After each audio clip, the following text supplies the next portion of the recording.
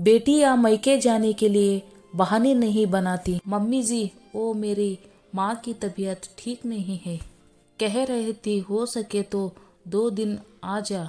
Phone रखने के बाद दिव्या ने उदास होते हुए अपनी सास से कहा। सास कुछ कहती उससे पहले ही पास बैठी ननद रीटा चिप्स चबाते हुए बोल पड़ी। भाभी, ये तो आपका आए दिन का हो गया। कभी मैके में कोई फंक्शन है तो कभी माँ बीमार है। रोज रोज मैके जाने का अच्छा बहाना है। ननद की बात सुनकर दिव्या हैरानी से बोली, दीदी भला कोई बेटी माँ की बीमारी का भी झूठा बहाना बनाती है क्या? मैं तो यही चाहती हूँ कि मेरी माँ हमेशा स्वस्थ रहे, लेकिन हमारे चाहने से तो सब कुछ नहीं होता है ना। रहने दो भाभी, मैं सब समझती हूँ। अरे बीमारी तो डॉक्टर ठीक करता है। आप कोई डॉक्टर है क्या जो वहाँ जाकर उनका इलाज करेगी? आप तो बस बोल देती है माँ बीमार है, ना वहाँ से कोई लेने आता है ना छोड़कर जाता है। सारा आने जाने का खर्च और वक्त तो मेरे भाई का ही खराब होता है ना। ननद के तीखे बात सुनकर दिव्या की आंखें छलक आई। भला वो माँ की बीमारी का बहाना क्यों बनाएगी? मन ही मन सोच रही थी, ये तो आपकी शादी के बाद ही पता चलेगा कि बेटी या मैके जाने के लिए बहाने बनाती है या नहीं। लेकिन ननद के मुंह ना लगाते हुए दिव्या अपनी सासू माँ से बोली, मम्मी जी घर का तो काम हो गया है, मैं अकेले ही ऑटो करके चली जाऊंगी। इन्हें साथ जाने की जरूरत नहीं है और जल्दी आने की कोशिश करूंगी। दिव्या की सास ने उसे जाने के लिए कह दिया और दिव्या फटाफट अपने कमरे में कपड़े बदलने चली गई। दिव्या की सास स्वभाव से बहुत सीधी थी, लेकिन उनकी छोटी रीटा बिल्कुल अपनी दादी पर गई थी। रीटा शुरू से ही अपनी दादी के साथ रही थी, इसलिए उनकी ही छाया बन गई थी। बात बात पर कलेश करना, अपनी बात को ऊपर रखना और बेवजह की रोक टोक करना, ये सब गुण उसमें आ गए थे। अपने भाई की शादी के 6 महीने बाद ही रीटा की सगाई हो गई थी। लड़के की 3 महीने की ट्रेनिंग बाकी थी, इसलिए शादी का मुहूर्त 3 महीने बाद का निकला था। शादी तय होने के बाद तो रीटा का स्वभाव और ज्यादा चढ़ गया था। उसे यही वहम रहता था कि उसकी शादी के बाद उसके मैके की नैया कैसे पार लगेगी। माँ तो बिल्कुल भोली भाली थी, और कहीं भैया भी भाभी के हाथ की कठपुतली बन गया तो उसका राज कैसे चलेगा। भाभी के घर से निकलते ही रीटा अपनी माँ से बोली, माँ तुम बहुत भोली हो जो भाभी की बातों में आ जाती हो। अरे कोई सास ऐसे बहू को छूट नहीं देती। मैं तो चली जाऊंगी, बाद में ये तुम्हारे सर पर ही नाचेगी। आपसे तो कुछ होने से रहा, मुझे ही इसकी लगाम कस के रखनी पड़ेगी। लेकिन दिव्या भी पढ़ी लिखी समझदार लड़की थी। घर में कलश करना या बेवजह बहस करने की बजाय वो जो सही होता था वही करती थी। ननद के स्वभाव से वो परिचित हो गई थी। ये सोचकर कि अब कुछ महीनों के बाद ननद की शादी भी होने वाली है, इसलिए चुपचाप उसकी बातें बर्दाश्त कर लेती थी। देखते देखते रीटा की शादी के दिन भी नजदीक आ गए। रीटा अपनी सारी शॉपिंग खुद ही करती थी। भाभी पर तो उसे विश्वास ही नहीं था। फिर भी दिव्या बाकी की तैयारियां पूरी जिम्मेदारी से कर रही थी। मेहंदी के दिन रीटा हाथों में मेहंदी लगाए बैठी थी। उसकी माँ मेहमानों की स्वागत करने में लगी थी।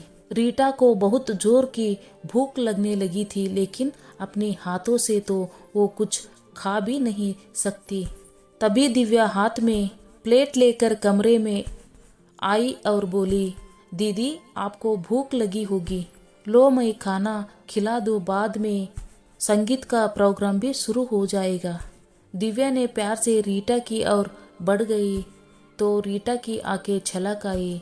आज पहली बार बिना किसी बहाने के रीटा ने चुपचाप अपनी भाभी का कहा मान लिया।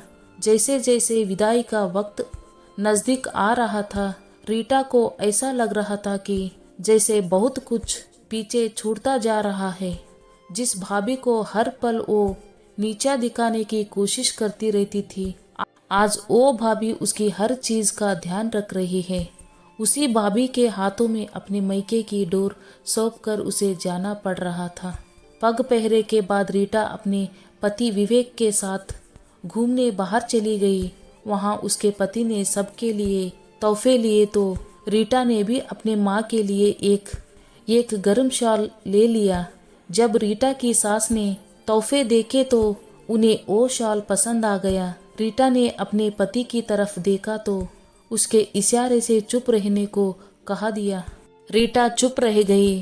कुछ दिनों बाद जब रीटा ने अपने मैके जाने की इच्छा विवेक से कही तो विवेक बोला, मुझे इन मामलों में मत घसीटो। इस घर में सारे फैसले माँ ही लेती है। यदि वो इजाजत दे दे तो चली जाओ, नहीं तो। जब उसने अपनी सास से पूछा तो सास बोली, बहू अब तुम्हारा मैका कोई इसी शहर में तो नहीं जो कभी भी तुम मैके चली जाओगी। हमारे घर में बहुएं साल में सिर्फ एक बार मैके जाती है, और वो भी जब भाई लेने आता है। रीटा तो जैसे अंदर तक हिल गई। क्या अब अपनी माँ से मिलने के लिए भी उसे सबसे इजाज़त लेनी पड़ेगी? मुश्किल से 6 महीने बाद रीटा अपने मैके आ पाई। इस बार उसका स्वभाव अपनी भाभी के साथ बहुत ही नरम था, जिसका दिव्या को भी आश्चर्य हो रहा था। जितने दिन रीटा वहाँ रही, दिव्या रीटा की पसंद का खाना बनाती और बहुत प्यार से बातें करती। 10 दिन बाद ही विवेक रीटा को लेने आ गया। एक दिन फोन पर रीटा के भाई ने बताया कि माँ की तबीयत ठीक नहीं है। रीटा का मन अपनी माँ को देखने के लिए टूट रहा था। उसने अपनी सास से मैके जाने की इजाज़त मांगी तो सास ने साफ शब्दों में कहा दिया, बहू मैं सब समझती हूँ, ये सब तो काम से छुटकारा पाकर मैके जाने के बहाने हैं। अरे वहाँ तुम्हारे भाई भाभी है ना संभालने के लिए। तुम कोई डॉक्टर हो जो अपनी माँ का इलाज करेगी। ये सुनकर रीटा की आंखें भर आई। उसे आज अपनी भाभी के लिए कहे अपने शब्द याद आने लगे। वो रोते हुए बस यही कह रहे थे, मैं बहाने नहीं बना रही। भला कोई बेटी माँ की बीमारी का भी बहाना बनाती है क्या? बहुत कहने पर विवेक उसे लेकर चला तो गया, लेकिन इस शर्त पर कि आगे से कोई लेने आएगा तभी मैके जाना। इस बार वो अपनी भाभी के गले लगाकर बहुत रोई। भाभी आप ठीक कहती थी, बेटियां मैके जाने के लिए बहाने नहीं बनाती। दिव्या ने ये कहकर उसे गले लगा लिया। आज वो अपनी ननद को अपनी जगह खड़े देख रही थी, लेकिन उसके मन में कोई मलाल नहीं था। उसे आज रीटा में अपनी ननद नहीं, एक बेटी नजर आ रही थी जो कोई बहाना नहीं बना रही थी।